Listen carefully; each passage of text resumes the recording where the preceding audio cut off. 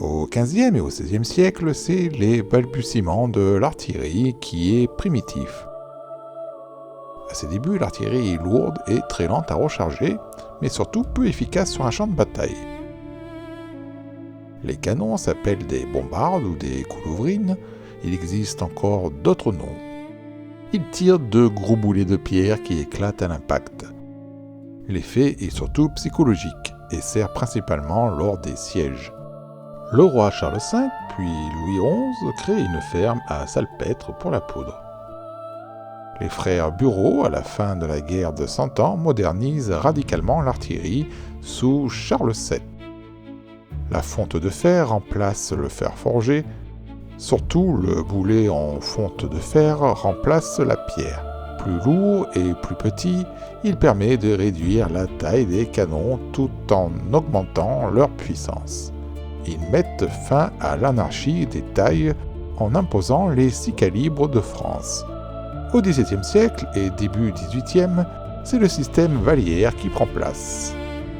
Lors des guerres de Louis XIV, l'artillerie s'avère trop lourde pour les guerres de mouvement et s'illustre surtout lors des sièges.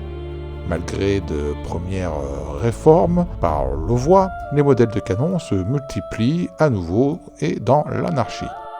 Vallière, en 1732, réorganise l'instruction et réduit le nombre de calibres de canons à 5, c'est-à-dire le 24, le 16, le 12, le 8 et le 4 livres. La poudre est désormais conditionnée dans des sachets qu'on appelle gargousses. Le défaut majeur du système Vallière veut que les mêmes canons servent pour les sièges et les batailles. Résultat, les tubes sont trop longs, 25 fois le diamètre du boulet, et extrêmement lourd.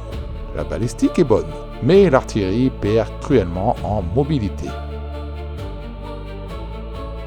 Fin XVIIIe siècle vient le triomphe du système Gribeauval en 1765. Face aux défauts du système Vallière, Gribeauval repense le tout.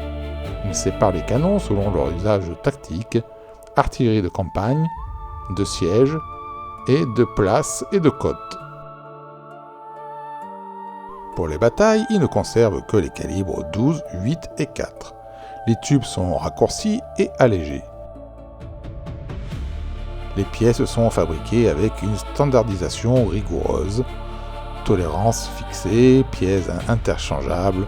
La mobilité est accrue grâce à un nouveau attelage à 2 chevaux au lieu d'une file et de nouveaux avant-trains et au coffre à munitions placé directement sur l'affût.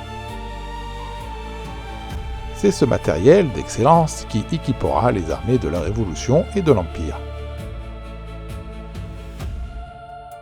Vient ensuite le système Vallée. Sous la Restauration, on unifie le système de traction avec un avant-train unique tout en conservant les canons Gribeauval, qui restent à âme lisse, c'est-à-dire sans rayures. Avec le système Laït de 1858, c'est une révolution balistique.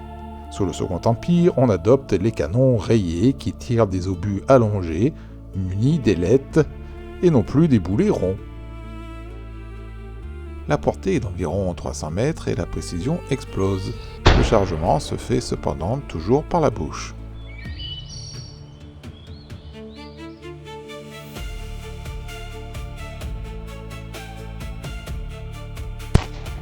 C'est le choc en 1870 avec la modernisation des canons de l'ennemi, qui dispose déjà de canons se rechargeant par l'arrière. La France s'adapte rapidement après la défaite et crée le système Rifle en 1873. Il adopte donc un chargement par la culasse. En 1897, c'est l'aboutissement de toutes ces recherches. La France adopte le célèbre canon de 75, modèle 1897. C'est le premier canon à tir rapide au monde, grâce à son frein de recul hydropneumatique, donnant à la France une avancée technologique colossale à l'aube de la Première Guerre mondiale.